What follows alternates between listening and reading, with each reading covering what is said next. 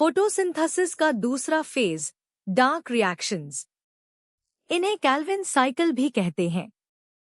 इस फेज में carbon dioxide reduce होकर ग्लूकोज बनाती है।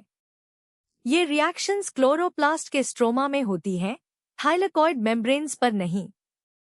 इन रिएक्शंस की डिटेल्स मेल्विन कैल्विन ने डिस्कवर की, इसीलिए इसे कैल्विन साइकिल कहा जाता है।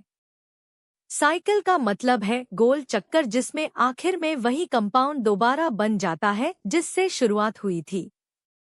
किताब इसकी समरी 3 स्टेप्स में देती है।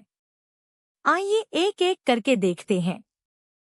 पहला स्टेप, स्ट्रोमा में 5 कार्बन वाले कंपाउंड्स पहले से मौजूद होते हैं। गिनिए 1, 2, 3, 4, 5 कार्बन। CO2 का मॉलिक्यूल इनके साथ कॉम्बाइन करता है। अब कार्बन 6 हो गए, यानी 6 कार्बन वाला कंपाउंड बन गया। लेकिन ये 6 कार्बन वाला कंपाउंड अनस्टेबल होता है। ये टूट जाता है और 3 कार्बन वाले 2 कंपाउंड्स बन जाते हैं। दूसरा स्टेप, 3 कार्बन वाले ये कंपाउंड्स अब रिड्यूस होते हैं। इसके लिए ATP एनर्जी देता है और NADPH हाइड्रोजन देता है। दोनों लाइट रिएक्शंस में बने थे। हाइड्रोजन मिलते ही ये 3 कार्बन वाले कार्बोहाइड्रेट्स बन जाते हैं और इन्हीं 3 कार्बन कार्बोहाइड्रेट्स से ग्लूकोज बनता है। 2 मॉलिक्यूल्स मिले तो 6 कार्बन वाला ग्लूकोज तैयार।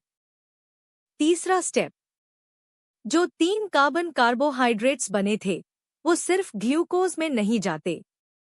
इनके 5 मॉलिक्यूल्स अलग रख लीजिए। 5 मॉलिक्यूल्स, हर एक में 3 कार्बन, कुल 15 कार्बन।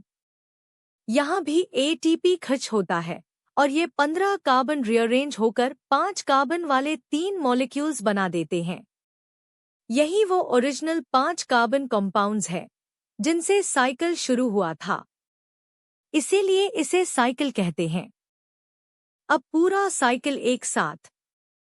यही किताब का फिगर 8.4 है। 3 CO2 मॉलिक्यूल साइकिल में दाखिल होते हैं। 5 कार्बन वाले 3 मॉलिक्यूल्स के साथ मिलकर 6 कार्बन वाले 3 मॉलिक्यूल्स बनते हैं। हर एक टूटता है तो 3 कार्बन वाले 6 कंपाउंड्स मिलते हैं। ATP और NADPH इन्हें रिड्यूस करते हैं और 3 कार्बन वाले 6 कार्बोहाइड्रेट्स बन जाते हैं। इनमें से एक साइकिल से बाहर निकल जाता है। ऐसे 2 मॉलिक्यूल्स मिलकर एक ग्लूकोज बनाते हैं और बाकी 5 वापस जाकर 5 कार्बन वाले कंपाउंड्स रिजनरेट कर देते हैं। साइकिल पूरा हो गया। चलिए दोहरा लेते हैं। डार्क रिएक्शंस यानी कैल्विन साइकिल क्लोरोप्लास्ट के स्ट्रोमा में होती है। CO2 5 कार्बन कंपाउंड से मिलकर 6 कार्बन कंपाउंड बनाती है, जो टूटकर 2-3 कार्बन कंपाउंड्स देता है। ATP और NADPH इन्हें 3 कार्बन कार्बोहाइड्रेट्स में रिड्यूस करते हैं। कुछ कार्बोहाइड्रेट्स से ग्लूकोज बनता है और बाकी से 5 कार्बन कंपाउंड्स रिजनरेट होते हैं। इसमें भी ATP लगता है। बस, डार्क रिएक्शंस आपकी हो गई।